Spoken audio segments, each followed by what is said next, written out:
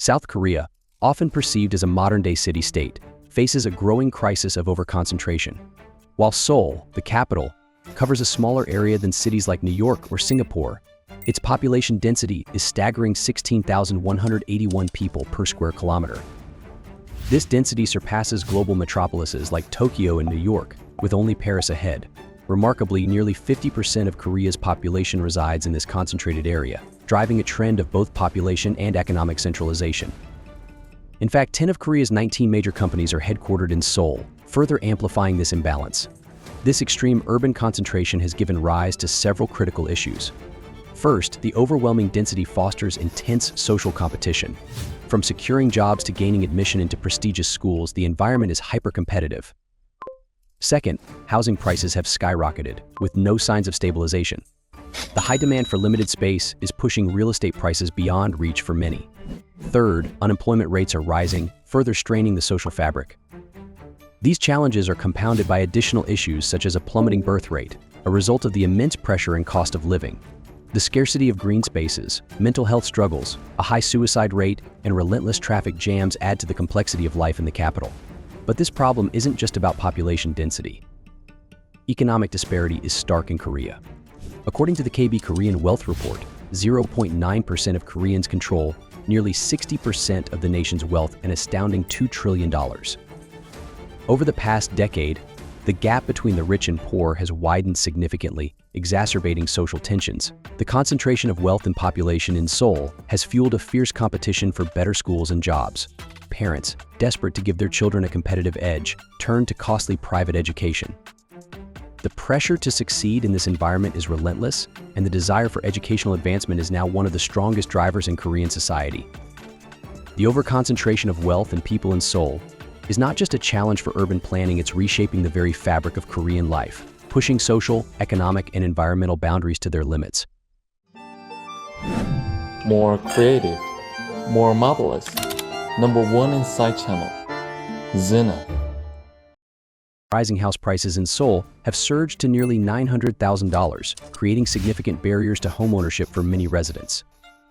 To put this into perspective, it would take an individual almost 18 years of strict saving, living frugally, and avoiding any expenses to accumulate enough money to buy a home. However, this scenario is unrealistic since no one can save money without incurring some costs. For the average person in their 20s, whose annual income is approximately $30,000, the feasible amount they can save each year is about $8,000. This means it would actually take close to a century for them to afford a home in Seoul. Moreover, the escalating prices are compounded by economic factors such as stagnant wages and increasing living costs, which further strain the financial capabilities of young Koreans. As a result, many are forced to consider alternative housing arrangements, such as renting or living with family, while the dream of homeownership becomes increasingly distant. This situation highlights the urgent need for policies that address housing affordability and create a more accessible real estate market for future generations. In South Korea, there is a significant emphasis on wealth accumulation, particularly through large family-owned conglomerates known as chaebols. These powerful entities, such as Samsung and Hyundai, form an elite cartel that heavily influences the economy by shaping market trends and guiding government policies to serve their interests. The relationship between the wealthy and the government often results in a trickle-down economic approach, where benefits like tax exemptions are granted to these conglomerates. This not only stifles competition but also prioritizes corporate profits over the welfare of individual shareholders and the broader public. For instance, Lee Jae-yong of Samsung exemplifies this dynamic. He faced no repercussions for his role in a controversial merger designed to consolidate his influence. As chaebols continue to dominate the market, their monopolistic tendencies limit opportunities for smaller businesses and hinder economic diversity. This elite cartel further entrenches systemic inequalities, reinforcing the concentration of power and wealth in the hands of a few. And even rising house prices in Seoul are strongly influenced by those riches. Consequently, the focus on wealth concentration within these conglomerates significantly impacts the overall economic landscape in South Korea, perpetuating a cycle of inequality and limiting opportunities for the wider population. In South Korea, despite the intense competition in various aspects of life, social conflicts among individuals persist and show little sign of resolution.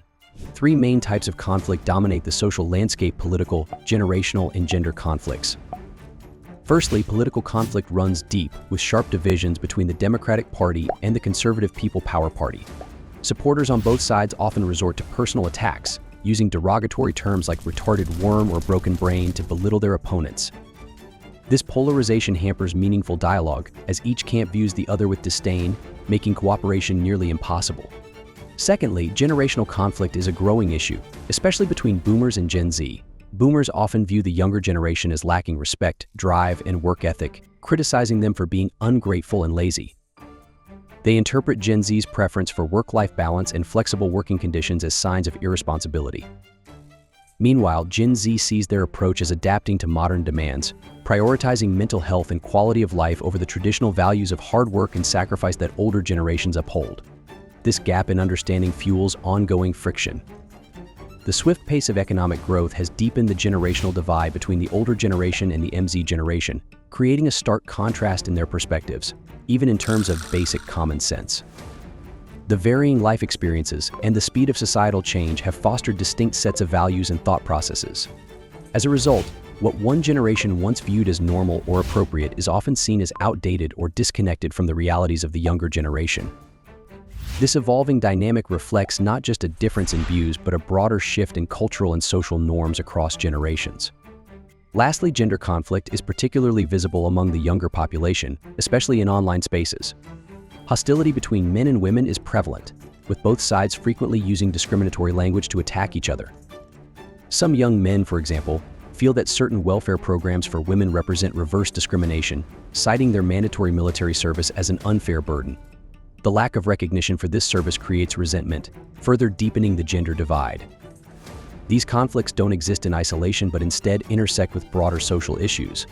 For instance, while disabled individuals regularly protest for equality and accessibility on public transportation, the majority of Koreans focus more on how these protests inconvenience their daily commutes than on the underlying issue of discrimination. This lack of empathy reflects a broader trend of individuals prioritizing their own concerns over the collective good. In conclusion, South Korea faces several big challenges, including a declining birth rate, economic inequality, and deep social conflicts. The low birth rate is made worse by financial pressures and the high cost of living, especially in cities like Seoul.